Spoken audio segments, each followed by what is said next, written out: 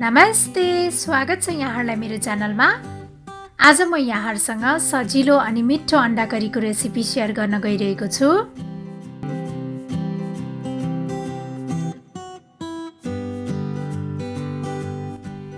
अन्डा करी बनाउनको लागि सबैभन्दा पहिला मैले अन्डालाई बोइल गर्नको लागि राखेँ।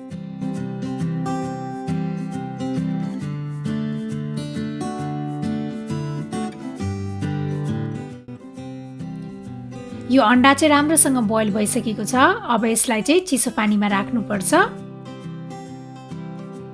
अन्डालाई यसरी चिसो पानीमा डुबाउँदाखेरि चाहिँ अन्डा तास्न एकदमै सजिलो हुन्छ।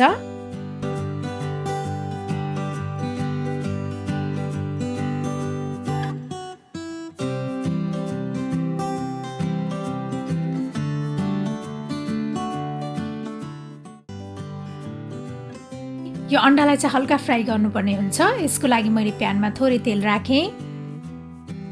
त्यसपछि मैले यसमा थोरै बेसार र थोरै रातो धुलो खुर्सानी राखेँ। यसो गर्दाखेरि चाहिँ राम्रो कलर आउँछ। अब यो अन्डा यसमा राखेर यसलाई एकैछिन फ्राई गर्नुपर्छ। अन्डा राम्रोसँग फ्राइड भइसकेको छ। मैले यसलाई एउटा प्लेटमा राखेँ। अब यो अन्डा करी बनाउनको लागि मैले फेरि यो कराईमा तेल राखेँ। अब यसमा जिरा फुराउनु पर्छ। त्यस्तै अब यो ल्वाङ, सुकुमेल र तेजपत्ता पनि फुराउने। अब यो सुकेको खुर्सानी पनि फुराउने। त्यसपछि मैले यसमा राखेँ यो मसिनो पारेर काटेको प्याज। अब यो प्याजलाई चाहिँ रातो हुने बेलासम्म भुट्नु पर्छ।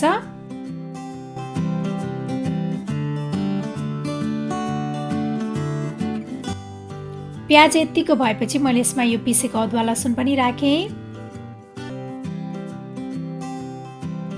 अदुवा लसुनलाई एकैछिन चलाइसकेपछि अब यसमा मैले राखेँ बेसार, जिरा धनिया पाउडर, गरम मसला पाउडर, रातो धुलो खुर्सानी।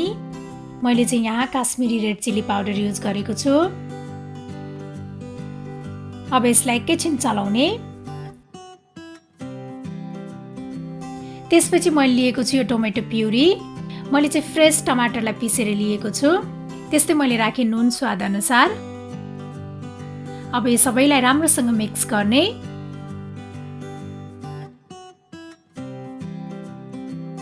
अब यसलाई कभर गरेर 3-4 मिनेटसम्म पकाउनु पर्छ।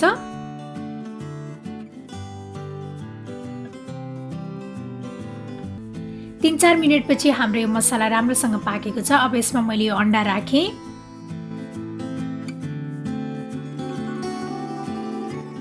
अब यो अन्डासँगै यसलाई फेरि 1-2 मिनेटसम्म पकाउनु पर्छ।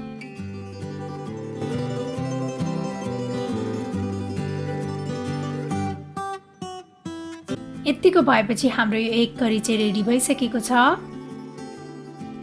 त्यसपछि मैले यसमा राखेँ यो मसिनो पारेर काटेको हरियो धनिया।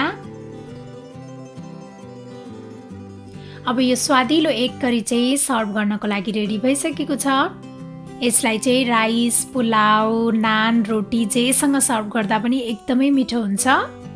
मलाई आशा छ यहाँहरूलाई यो सजिलो अनि मिठो अन्डा करीको रेसिपी पक्कै पनि मन पर्यो होला। र मेरो अरू यस्तै रेसिपीहरूको लागि प्लिज मेरो च्यानललाई सब्स्क्राइब गरिदिनु होला र मेरो भिडियोलाई लाइक, शेयर र कमेन्ट गर्न पनि नभुल्नु होला है। Thank you for watching. Bye by.